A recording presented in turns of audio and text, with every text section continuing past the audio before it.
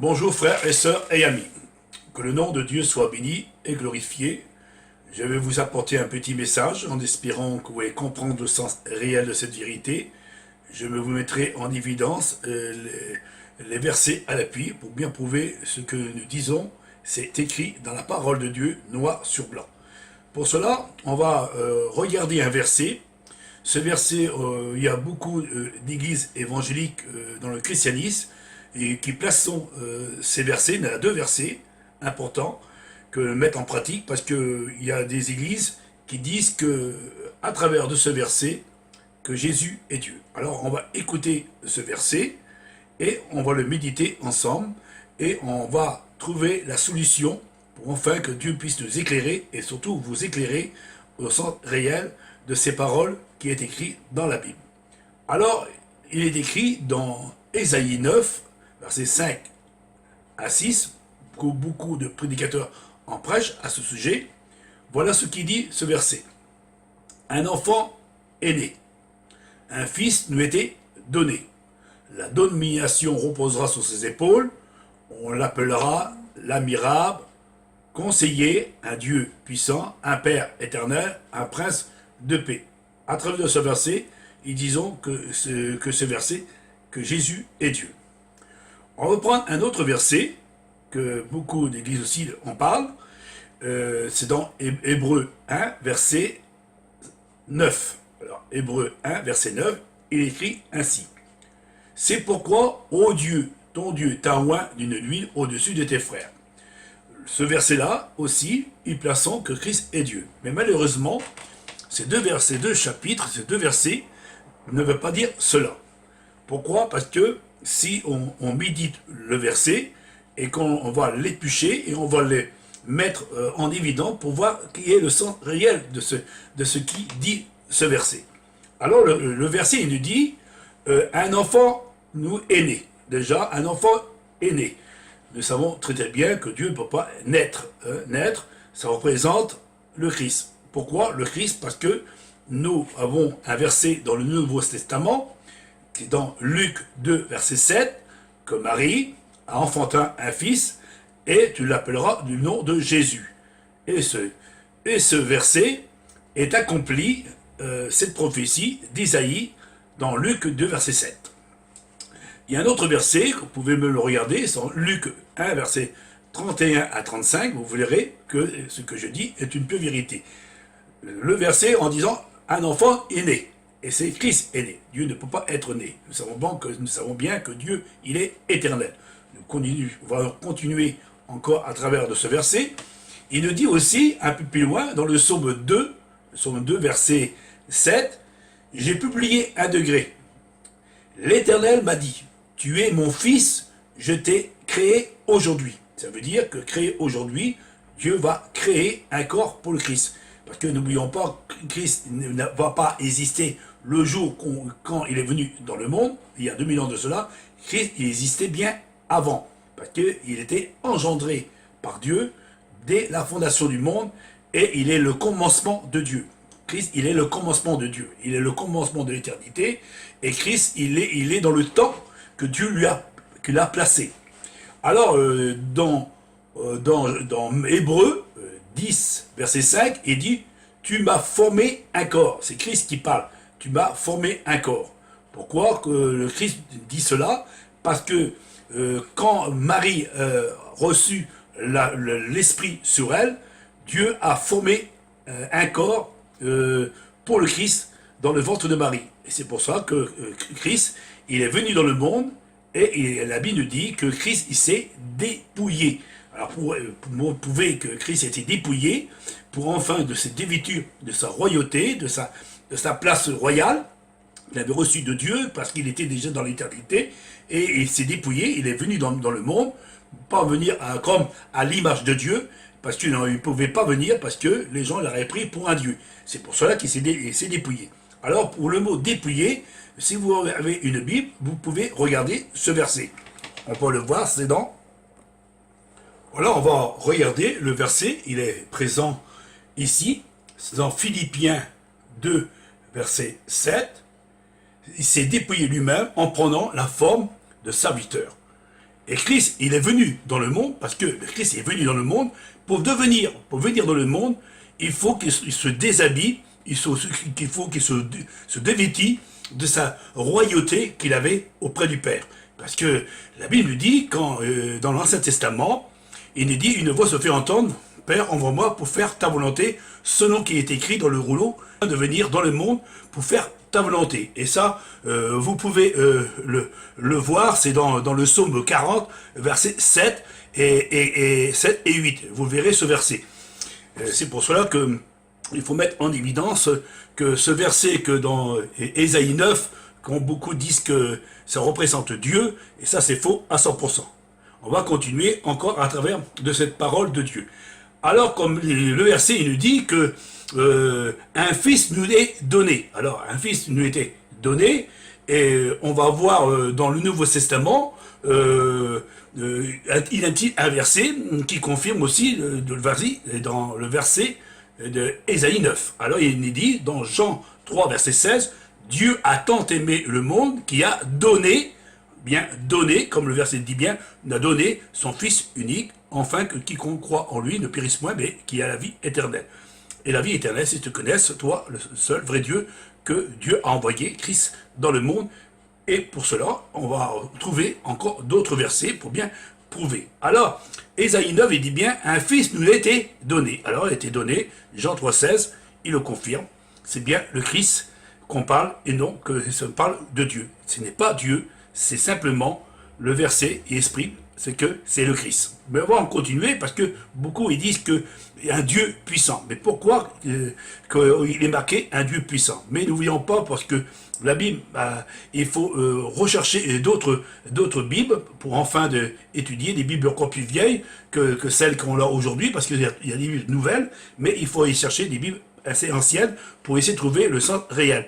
Et il y a des Bibles anciennes, il dit que c'est un Dieu fort, où on l'appelle un héros Elohim. Hein.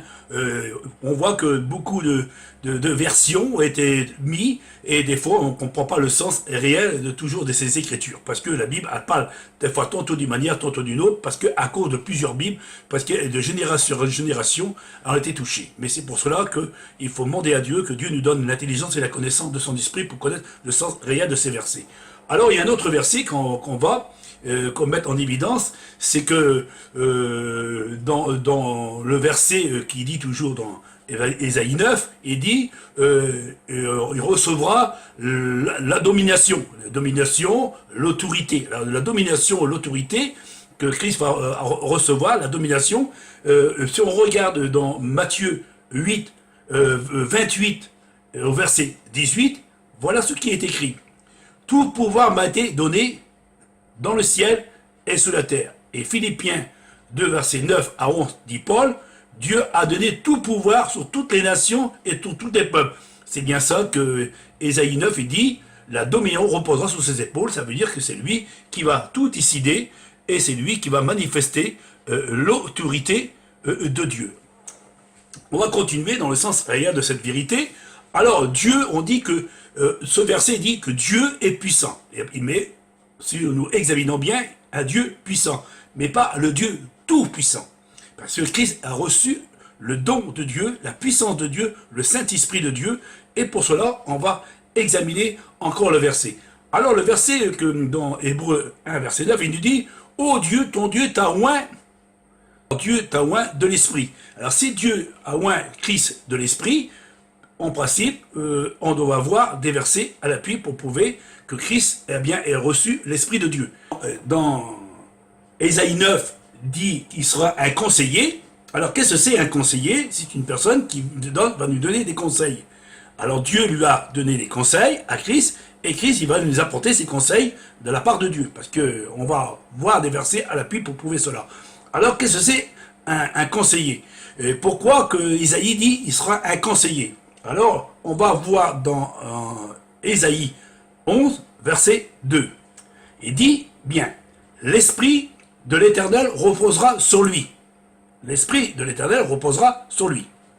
L'Esprit de sagesse, l'Esprit d'intelligence, l'Esprit de conseil. Oui bien, un esprit de conseil. Et l'Esprit de force et un esprit de connaissance pour craindre l'Éternel. Nous voyons que à travers de ces paroles, Dieu va donner à Christ pour qu'il devienne un conseiller, mais pour devenir un conseiller, il faut qu'il reçoive l'Esprit de Dieu pour enseigner les autres. C'est pour cela que verset 11 d'Ésaïe prononce et qu'il est bien marié avec le verset 9 d'Ésaïe. On va continuer encore pour bien prouver. Alors si vous l'avez encore la Bible, vous pouvez examiner dans les Actes des Apôtres au chapitre 10 au verset 38, vous savez vous-même comment Dieu a oint du Saint-Esprit et de force, mais bien dit, un Dieu fort et de fort, Jésus de Nazareth. Mais bien, et si on regarde dans Jean 1, verset 32 à 33, Jean rend témoignage, il dit, j'ai vu l'Esprit descendre du ciel comme une colonne et s'arrêter sur lui. Ça veut dire que Jean-Baptiste a vu le Saint-Esprit descendre sur le Christ. C'est bien faire comprendre que Christ a reçu l'onction de Dieu pour manifester les choses de Dieu. Alors, on va voir un peu plus loin pour bien prouver cela. Si on regarde dans Jean 3, verset 34, il dit, Dieu a envoyé, dit les paroles de Dieu, celui qui a été envoyé de Dieu, dit les paroles de Dieu, parce que Dieu lui a donné l'esprit avec mesure. Dieu a donné l'esprit avec mesure. Et c'est Dieu qui a donné l'esprit à Christ. Christ a reçu le Saint-Esprit. Et l'esprit de Dieu est rentré en lui. Et c'est pour ça qu'on dit, le Père est en moi. Le Père est en moi, ça veut dire l'esprit de Dieu est en moi. Alors on va retrouver un verset pour bien prouver, dans Jean 14, verset 10, il dit, ne crains-tu pas que je suis dans le Père et que le Père est en moi. Les paroles que je vous dis, je le dis, ce n'est pas de moi-même, mais le Père qui demeure en moi, c'est lui qui fait les œuvres. C'est lui qui fait les œuvres. Ça veut dire, moi je ne fais pas les œuvres. Christ ne fait pas les œuvres. Et je ne fais pas mes œuvres, je fais les œuvres de mon Père. Ça veut dire que tout ce que Christ va faire, il va le faire, c'est la volonté de Dieu, et pas sa propre volonté. Il est venu dans le monde, et s'il est venu dans le monde, c'est pour faire la volonté de Dieu.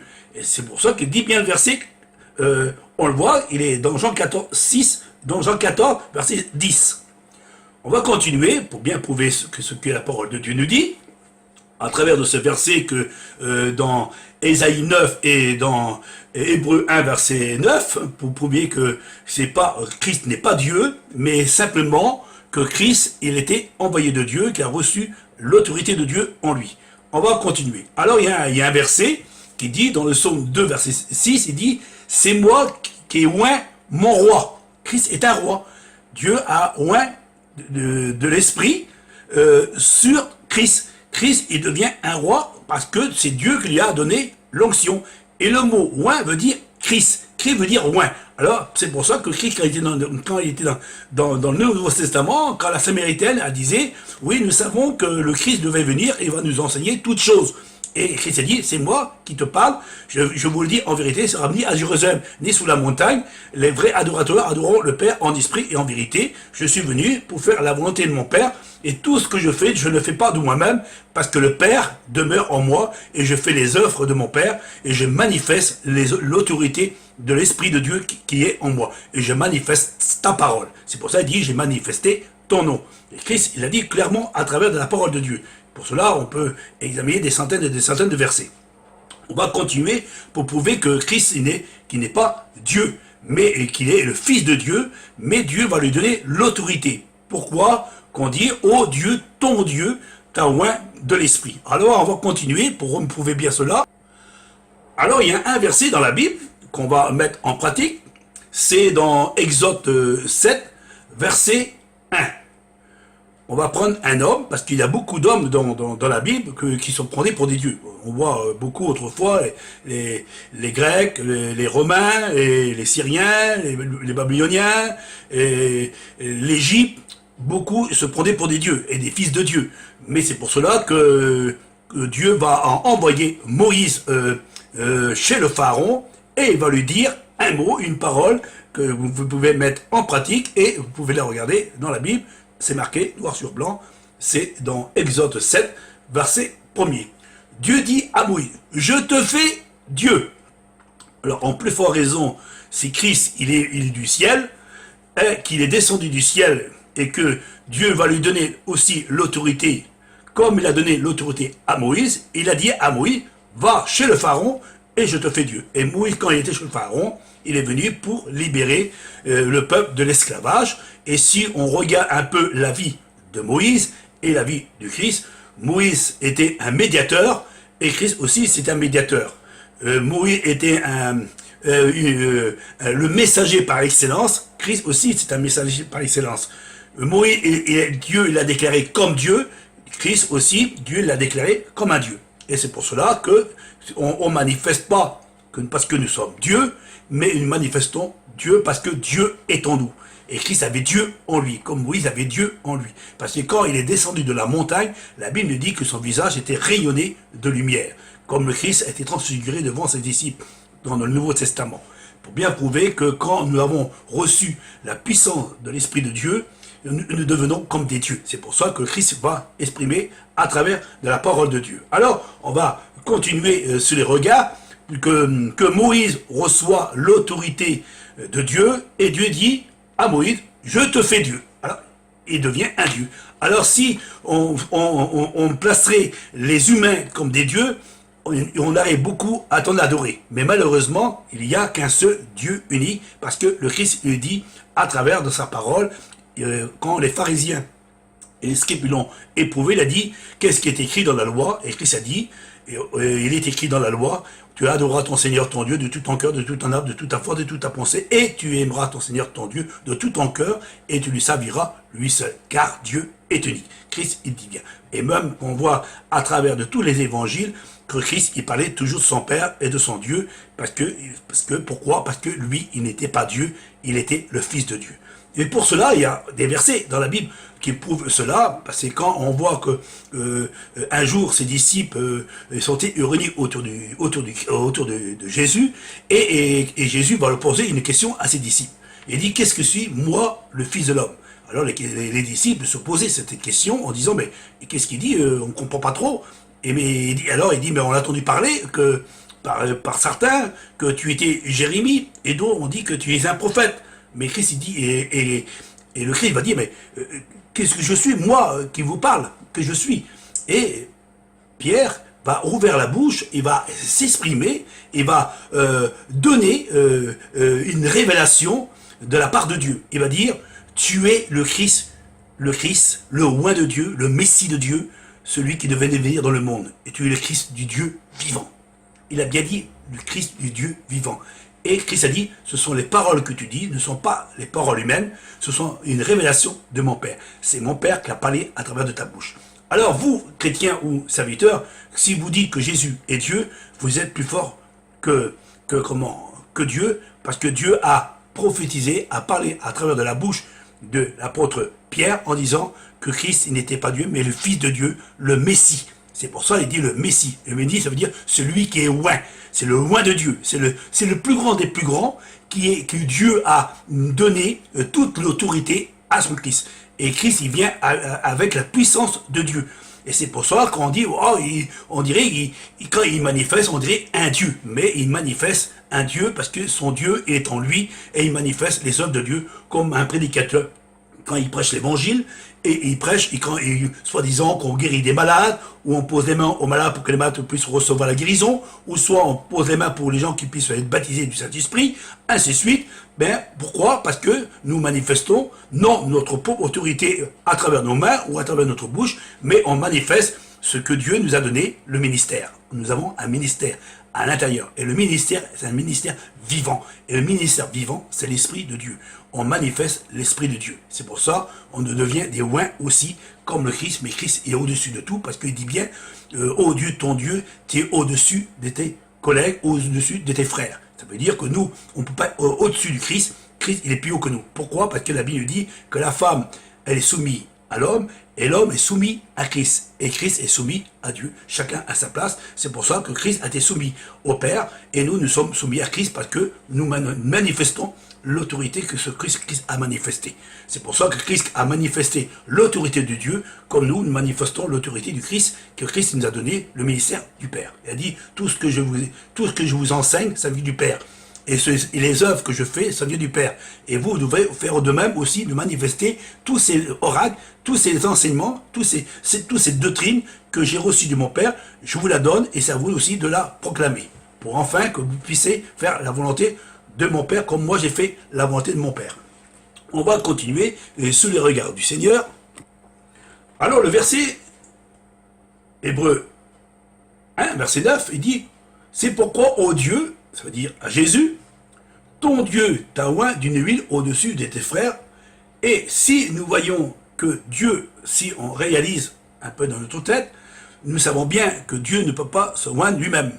Parce que Dieu est Dieu, mais c'est Dieu qui va oindre le Christ pour devenir puissant à la manifestation de Dieu, qui sera en lui. Et quand Christ va manifester en réalité la puissance de Dieu, et il deviendra comme un Dieu, mais il ne sera pas Dieu. C'est ça qu'il faut les faire comprendre à travers de ce verset. Maintenant, c'est à vous de croire de ce que je dis. Si vous ne croyez pas en moi, mais croyez-moi ce que la Bible dit et ce que la parole de Dieu dit. Parce que si vous dites que Jésus est Dieu, alors je pourrais vous répéter des dizaines de versets pour bien prouver que cela. Par exemple, je vous donne quelques petits exemples. Si Christ serait Dieu, pourquoi que Christ il priait? Quand il montait sur des montagnes, il priait Dieu. Quand il allait dans des lieux éloignés de ses disciples, il priait Dieu.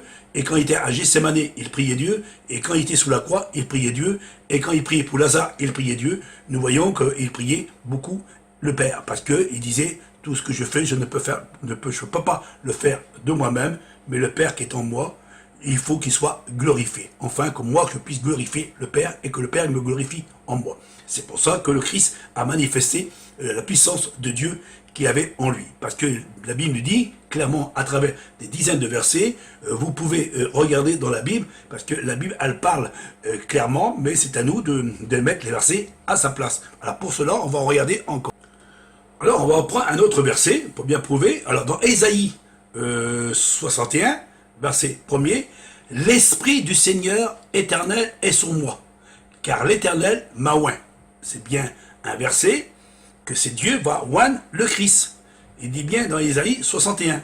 Je n'invente rien, c'est écrit dans la Bible, vous pouvez examiner les Écritures, comme Christ quand il était sur lui. Quand il était dans la synagogue, il dit « L'Esprit du Seigneur est sur moi ». Et quand il prêchait, il dit c'est l'Esprit de Dieu, et c'est pas moi qui parle, mais c'est le Père qui parle à travers de moi, parce que je ne fais rien de moi-même. Tout ce que je dis, toutes les paroles que je dis, ce sont les paroles de mon Père.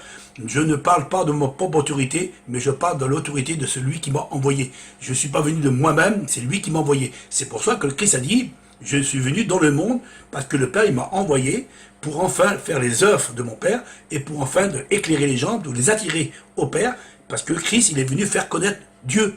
Il n'est pas venu se faire connaître, il est venu faire connaître Dieu. C'est pour ça qu'il a dit, dans Jean 1, verset 18, il dit, personne n'a vu Dieu, si c'est celui qui est descendu du ciel, et il veut le faire connaître. Parce que autrefois, personne ne connaissait Dieu. Mais Christ, il est venu faire connaître. Aujourd'hui, on sait que Dieu est notre Père, il est notre Dieu puissant, et nous savons qu'à travers de ce Dieu vivant, à travers de son Christ, nous pouvons avoir la vie éternelle.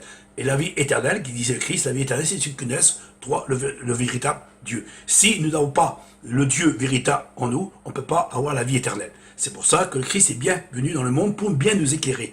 Et il faut bien comprendre le sens. Christ, il n'est pas venu pour être adoré, il n'est pas venu pour être servi, il est venu pour nous servir. Il dit bien à ses disciples, je suis venu pour vous servir. Je ne suis pas venu pour être adoré, je suis venu pour que vous adorez le Père en esprit et en vérité. Parce que autrefois, les gens adoraient des dieux étrangers. Et en plus, les gens ils croyaient que c'était Dieu était là, ou Dieu était ici. Il y avait des faux dieux, et des faux messies, des faux Christ, des faux prophètes. Et c'est pour cela que quand on dit que Christ était le véritable, et Dieu, il est le véritable, et Christ avait reçu le véritable en lui. Et le Dieu unique. C'est pour ça qu'il parlait de son Père unique. Et pour cela, on va comprendre. Un jour, il y avait un homme qui s'appelle Nicodème, et un jour, Nicodème est venu un soir, et il a parlé avec le Christ. Il a dit, nous savons que tu es un docteur de Dieu, parce que pour les miracles et les prodiges que tu fais, Il y a que Dieu est avec toi. Il n'a pas dit que c'était lui Dieu, il a dit que Dieu est avec toi. Et ça, il avait reconnu que par la puissance et par le langage et par les paroles qui sortaient de sa bouche, il savait que il n'y avait que Dieu qui peut être en lui, parce que personne a parlé en réalité comme lui. Parce que la Bible nous dit que jamais homme a parlé comme cet homme. Ça veut dire aucun homme dans le monde pouvait parler, mais Christ, lui, il avait les paroles. Il avait les paroles de Dieu en lui. C'est pour ça qu'on dit jamais homme a parlé comme cet homme. Parce que Christ avait toutes les paroles du Père éternel. Et c'est pour ça qu'on dit, oh, que sont belles les paroles de Dieu. Comment Christ a parlé, a s'exprimé. Jamais a parlé que c'est dans cet évangile que nous avons aujourd'hui. Les paroles qui disait le Christ, c'est des paroles merveilleuses. Pourquoi? Parce que il avait les paroles de Dieu en lui. Pour cela, on va continuer encore à travers de cet évangile.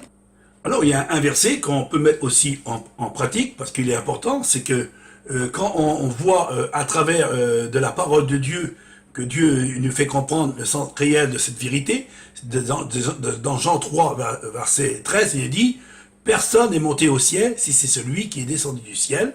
Et au verset 6, verset 38 dans Jean, il dit « Je suis descendu du ciel, non pour faire ma volonté, mais la volonté de celui qui m'a envoyé. » Et Jean 17, verset 14, « Je te glorifie, j'étais glorifié sur la terre, j'ai achevé l'ouvrage que tu m'as donné, et j'ai annoncé, et j'étais glorifié sur la terre, pour enfin que les hommes puissent connaître le sens réel de cette vérité. » C'est écrit dans la Bible, vous pouvez regarder dans Jean 17, verset 4, Jean 17, 5, vous pouvez examiner les Écritures, parce que les Écritures, ils sont devant moi, c'est pour ça que je regarde un petit peu en côté, pour vous essayer de vous donner le maximum de versets.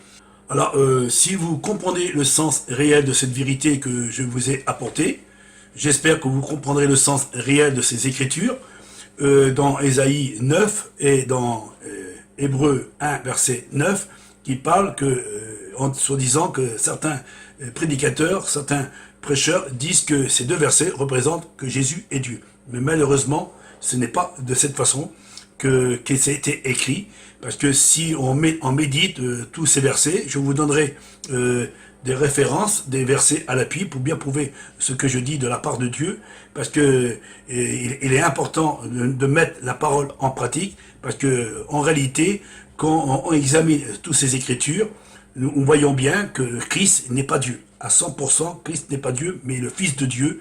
C'est pour cela que beaucoup de personnes se posent la question, pourquoi que ce verset dit qu'il est Dieu, mais on a dit un Dieu fort, comme je vous ai montré, ou un héros Elohim, ou soit Dieu ne peut pas naître, Dieu ne peut pas avoir de naissance, parce que Dieu, il est éternel, il est omnipotent, omniscient, omniprésent, il est hors du temps, il est hors du commencement. C'est Dieu qui a créé le commencement, c'est Dieu qui contrôle le commencement, c'est Dieu qui est le maître du commencement, et c'est Dieu qui a formé le commencement, et dans le commencement, Christ, il est dans le commencement. Christ, il est le premier-né de l'œuvre de Dieu, et Dieu a créé le commencement. Et le commencement de la vie, le commencement de toutes choses, Dieu a créé à travers le Christ. Quand Christ a commencé à sortir de Dieu, c'est là que le commencement a commencé. Et c'est pour ça qu'on dit Christ, il est le commencement.